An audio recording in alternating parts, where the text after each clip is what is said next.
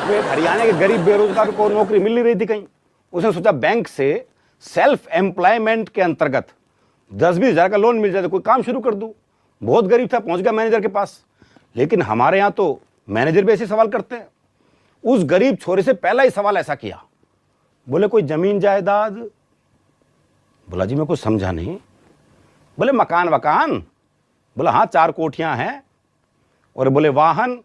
बोले 3 मारुति कार हैं, 3 जीप हैं। और बोले जमीन? बोला होगी 40-50 एकड़। तो मैनेजर बोला क्यों मजाक कर रहा है?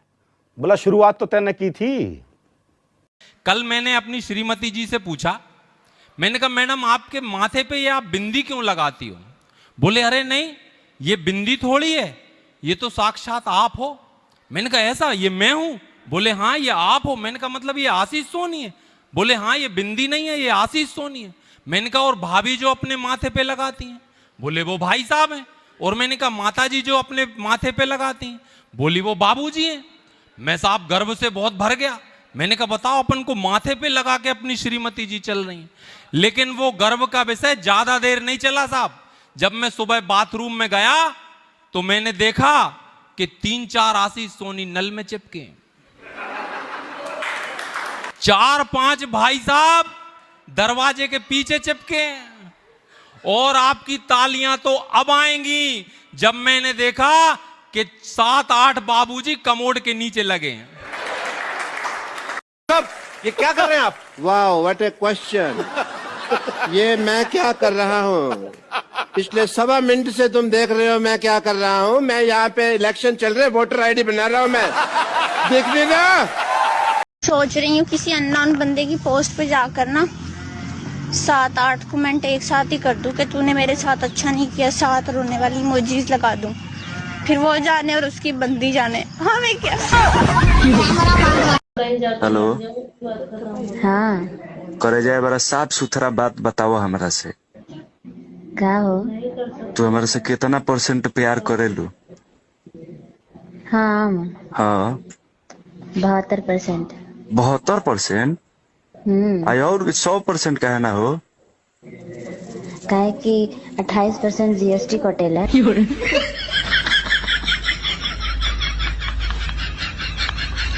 कल मैंने अपनी श्रीमती जी से पूछा, मैंने कहा मैडम आपके माथे पे ये आप बिंदी क्यों लगाती हो?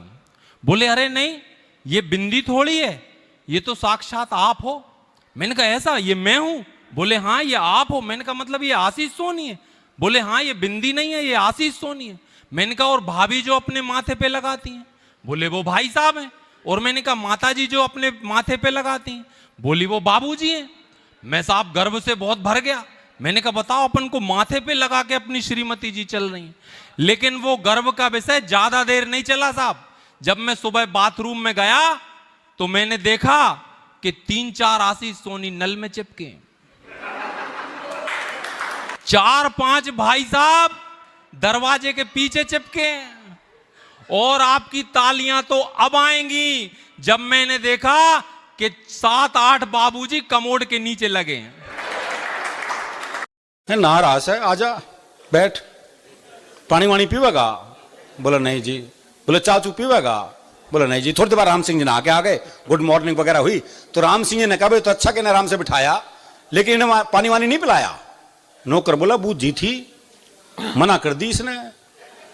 बूझी नहीं थी तेरता है।